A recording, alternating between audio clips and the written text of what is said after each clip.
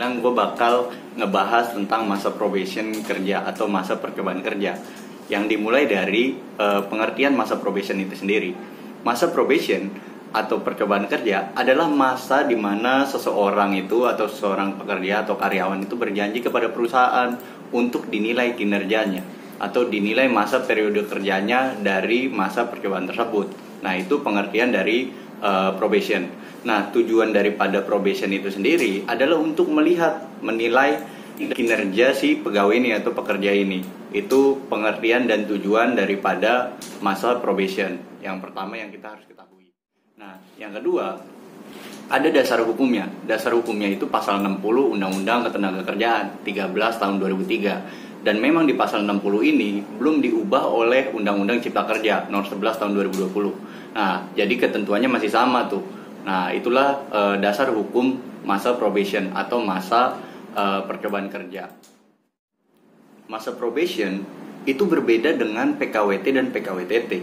PKWT, pekerja waktu tertentu, itu merupakan pekerja kontrak. Nah, pekerja kontrak ketentuannya itu dikontrak selama 2 tahun dapat diperpanjang selama sekali. Itu yang pertama. Sedangkan pekerja waktu tidak tertentu atau PKWTT itu adalah pegawai tetap yang bekerja sampai dengan masa pensiunnya.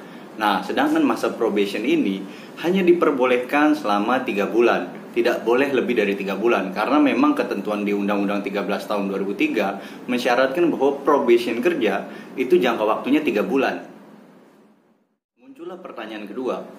Bolehkah seorang pegawai kontrak atau pegawai waktu tertentu itu diberikan masa probation? Jawabnya nggak boleh.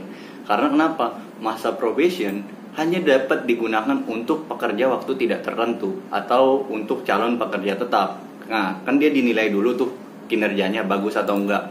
Nah, disitulah ketika bagus maka dia langsung dikontrak sebagai pekerja tetap. Nggak boleh jadi pegawai kontrak lagi karena masa probation tuh gunanya memang untuk itu. Bedanya pegawai kontrak dengan pegawai probation itu bedanya ada di sini nih. Ketika pegawai kontrak diputus kontraknya oleh perusahaan, maka perusahaan harus membayar sisa kontrak daripada yang telah disepakati. Misalkan gue disuruh kontrak setahun, gue baru kerja 6 bulan. Nah, berarti 6 bulan itu, sisanya itu perusahaan harus membayar denda ke gue setara dengan gaji 1 bulan gue. Misalkan 1 bulannya 3 juta, berarti dikali 6, 18 juta perusahaan harus bayar ke gue. Begitupun sebaliknya, ketika gue memutus kontrak kerja tersebut, maka gue harus membayar kepada perusahaan senilai gaji gue yang gue tinggalkan di kontrak tersebut. Itu pegawai kontrak. Sedangkan pegawai probation atau pegawai percobaan itu dia diberikan di batasan di mana ketika masing-masing pihak memberikan atau memutus perjanjian tersebut, maka dianggap tidak harus membayar denda. Jadi ketika gue misalkan diputus sama perusahaan di masa probation, berarti perusahaan nggak punya kewajiban untuk bayar sisanya. Nah, begitu pula gue nggak cocok sama perusahaan dan gue meninggalkan kontrak tersebut. Nah, itu nggak apa-apa. Jadi nggak ada konsekuensi pembayaran ganti rugi karena ini masa probation. Yang selanjutnya mengenai hak dan kewajiban pegawai probation. Nah, ketika dipertanyakan sama nggak sih hak dan kewajibannya pegawai probation ini sama pegawai kontrak? Sama, bedanya di PHK. Nah, ketika di PHK maka nggak harus ganti rugi tuh kayak tadi yang gue udah jelasin di pembahasan sebelumnya. Nah, kalau ini hak dan kewajibannya itu sama, harus dapat gaji, harus dapat jaminan kesehatan sosial maupun kesejahteraan sosial, itu semuanya hampir sama. Yang beda tuh di mekanisme PHK-nya aja. Itu yang membedakan pegawai probation dengan pegawai kontrak. Ini pembahasan yang terakhir.